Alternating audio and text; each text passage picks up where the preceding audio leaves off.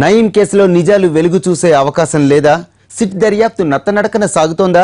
వందల సంఖ్యలో బాధితులు, వేల కోట్ల రూపాయల అక్రమ లావాదేవీలు జరిగినట్టు బయటపడ్డా ఇంతవరకు కీలకమైన అరెస్టులు జరగకపోవటానికి కారణాలేమిటి? సిట్ను ప్రభావితం చేస్తోంది ఎవరు? గ్యాంగ్స్టర్ నయీం ఎన్కౌంటర్ జరిగి 45 రోజులైంది. ఆ దుర్మార్గుడిని కాల్ చేసిన 2 రోజులకే ప్రత్యేక దర్యాప్తు బృందం సిట్ ను ఏర్పాటు చేసింది ప్రభుత్వం. మొదట్లో సిట్ దూకుడుగానే వెళ్లింది. బాధితులకు భరోసా ఇచ్చింది.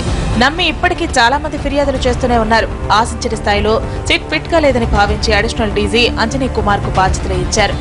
నయీం కేసు దర్యాప్తు కోసమే 13 మంది అధికారులు పనిచేస్తున్నారు. అయినా చెప్పుకోదగ్గ స్థాయిలో అడుగు ముందుకు పడకపోవడమే ఇప్పుడు హాట్ టాపిక్ అయింది. కొందరు ఎమ్మెల్యేలు, ఎమ్మెల్సీలు, పోలీసు ఉన్నతాధికారులు నయీంతో అంటగాకారన్నది బహిరంగ రహస్యం.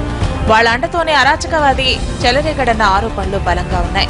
ఇప్పుడు సిట్ ఎంత ఫిట్ గా ఉన్నా ఆ పెద్దల దర్యాప్తునకు అడుగడుగున అడ్డుపడుతున్నారన్న వాదన బలంగా ఉంది.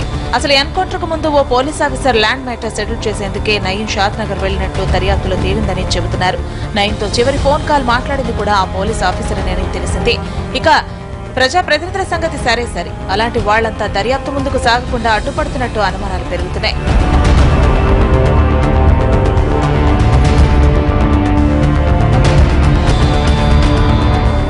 గ్యాంగ్స్టర్ తో లింక్ ఉన్న వాళ్ళందరి లిస్ట్ రెడీ అయినా అది బయటకు రాకుండా అన్ని రకాల జాగ్రత్తలు తీసుకుంటున్నారు. 21 మంది పోలీస్ ఆఫీసర్స్, 5 నాయకుల పేర్లు ఉండటమే ఇందుకు కారణంగా తెలుస్తోంది.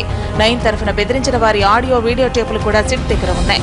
ఇన్ని ఆధారాలు, ఇంత పకడ్బందీ సాక్ష్యాలు ఉన్నా దర్యాప్తు వేగంగా జరగకపోవడానికి పలుకుబడి ఉన్న వ్యక్తులే కారణమని చెబుతున్నారు. మరోవైపు కేసును సీబీఐకి అప్పగించాలన్న డిమాండ్ కూడా పెరుగుతోంది. ఇందుకోసం సిపిఐ నేత నారాయణ హైకోర్టులో వేసిన పిల్ విచారణ సోమవారం జరగనుంది. దీంతో తీర్పుపై ఉత్కంఠ పెరుగుతోంది.